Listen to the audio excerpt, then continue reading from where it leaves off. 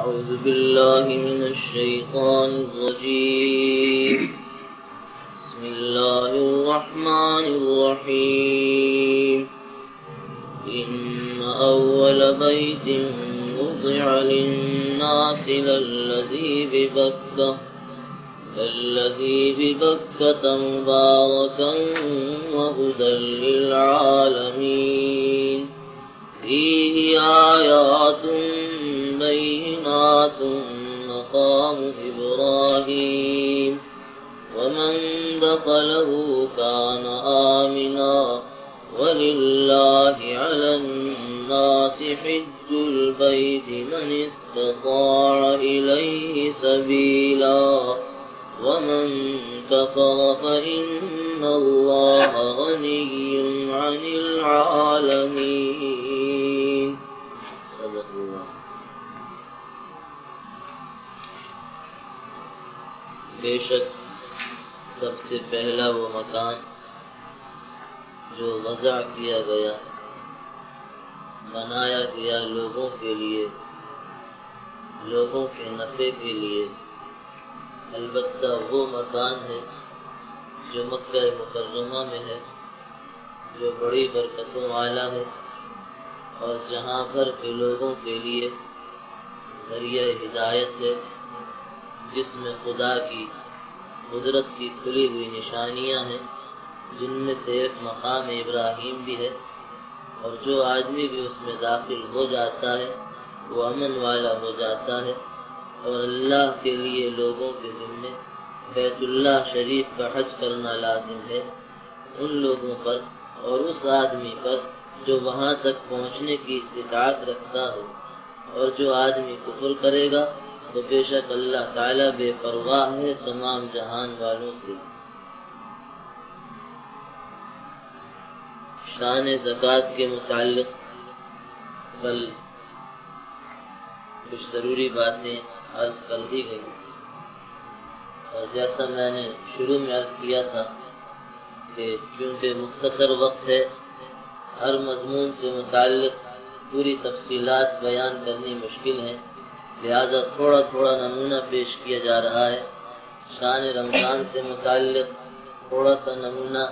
اور صیام کی شان سے متعلق، روزے کی شان سے متعلق، اور اسی طریقے سے شان رحمان سے متعلق، شان قرآن سے متعلق، اسی طرح شان سید الانس والجان صلی اللہ علیہ وسلم سے متعلق،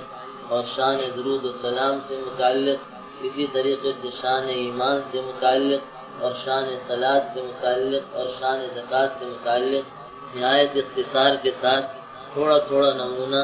جو نہایت ضروری درجے میں ہے وہ عرض کیا جا رہا ہے، عرض کیا گیا ہے۔ اب شان حج، آخری رکن دین اسلام کا، جس پر تمام دین اسلام کی تکمیل ہوئی اور تکمیل دین اسلام کی خوشخبری سنائی گئی، وہ رکن ہے جس کا نام حج، حج بیت اللہ۔ جب سرکار دو عالم صلی اللہ علیہ وسلم اپنے ہزاروں پروانوں کے ساتھ عرفات کے میدان میں تشریف فرما تھے اپنی اونٹنی پر، تو اس وقت جبرائیل امین علیہ السلام تکمیل دین اسلام کا پروانہ لے کر تشریف لائے تھے، اور یہ آیت نازل ہوئی تھی، الیوم اکملت لکم دینکم واتممت علیکم نعمتی ورضیت لکم الاسلام دینا۔ اے مسلمانوں، آج کے دن میں نے تمہارا دین تمہارے لیے مکمل کر دیا، اور میں نے اپنی نعمت کو پورا کر دیا، اور میں نے تمہارے لیے دین اسلام کو ہمیشہ کے لیے دین بننے کے لیے منتخب کر لیا ہے۔ اب قیامت تک اس کو منسوخ کر کر دوسرا دین نہیں بھیجا جائے گا۔ یہودیوں نے اور یہودیوں کے بعض علماء نے حضرت عمر رضی اللہ تعالیٰ عنہ سے ایک مرتبہ عرض کیا، کہا آ کر کہ آپ کے قرآن پاک میں ایک آیت ایسی ہے کہ اگر ہم لوگوں پہ نازل ہوتی تو ہم اس کو عید کا دن بناتے، پوچھا کون سی آیت ہے؟ علماء یہود نے یہی آیت پڑھ کے سنا جو ابھی آپ کے سامنے پڑھی۔ حضرت عمر رضی اللہ تعالیٰ نے فرمایا مجھے خوب اچھی طرح یاد ہے کہ یہ کب کس موقع پر نازل ہوئی یہ آیت مبارکہ، اور اس وقت ہمارے لیے ایک عید نہیں 2 عیدیں جمع تھی۔ جمعے کا دن تھا، اور جمعے کا دن ویسے مسلمانوں کے لیے عید کا دن ہوتا ہے، اور عرفے کا دن تھا۔ عرفے کا دن خاص طور سے حاجیوں کے لیے عید ہی کا دن ہوتا ہے۔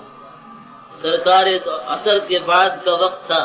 سرکار دو عالم صلی اللہ علیہ وسلم اپنی اونٹنی پہ تشریف فرما تھے۔ جب یہ آیت نازل ہوئی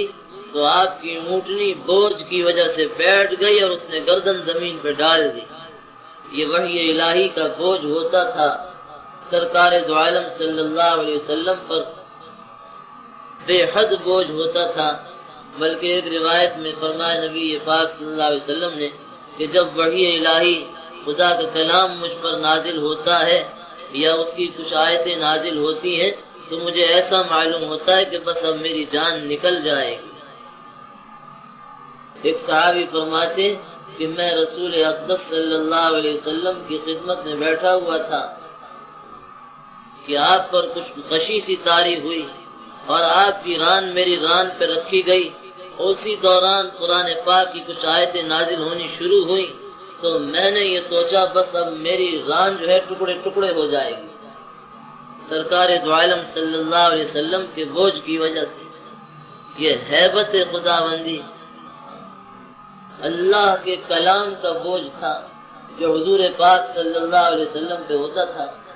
جس کو آج ہم ویسے ہی سرسری طور پر پڑھ لیتے ہیں۔ بہرحال تو شان حج میں ایک اہم بات یہی ہے کہ حج وہ اہم ترین رکن ہے ارکان اسلام میں سے کہ جس پر تمام دین اسلام کی تکمیل کر دی گئی، اور تکمیل دین اسلام کا پروانہ پڑھ کر سنا دیا گیا کہ آئندہ کے لیے اب کوئی نیا حکم نازل نہیں ہوگا۔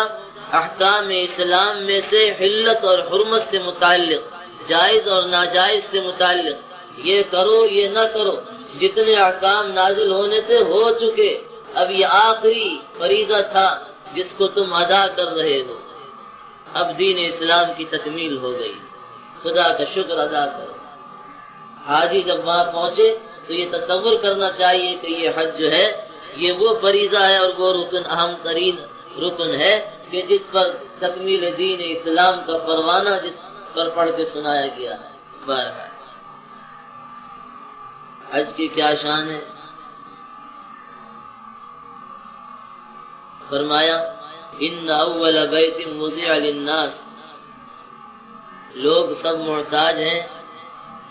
اور حاجتوں کا پورا کرنے والے، حاجتوں کے پورے کرنے والے خدا پاک ہیں، اور خدا پاک نے انسانوں کی حاجتوں کے لیے اپنے گھروں کو بنوایا، مساجد کو بنوایا۔ مسجد میں آئیں، خدا کے آگے سر جھکائیں اور پھر ہاتھ پھیلائیں تاکہ خدا ان کی حاجتوں کو پورا کرے، دنیا کی بھی اور آخرت کی بھی۔ اور یہ ساری مسجدیں بعد میں بنی، سب سے پہلے وہ گھر جو انسانوں کے نفع کے لیے بنایا گیا ہے وہ گھر ہے جو مکہ مکرمہ میں ہے، جس کا نام بیت اللہ شریف ہے۔ ان اول بیت وضع للناس، بے شک سب سے پہلا وہ مکان جو لوگوں کے نفع کے لیے بنوایا گیا ہے وہ البتہ وہ مکان ہے جو مکہ مکرمہ میں ہے، برکتوں والا ہے۔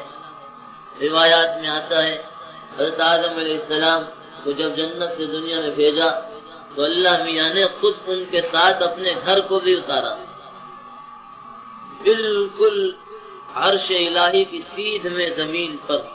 فرش زمین پر بیت اللہ اس مقام پر ہے کہ جس کی سیدھ میں بالکل اوپر 7ویں آسمان پہ عرش الہی۔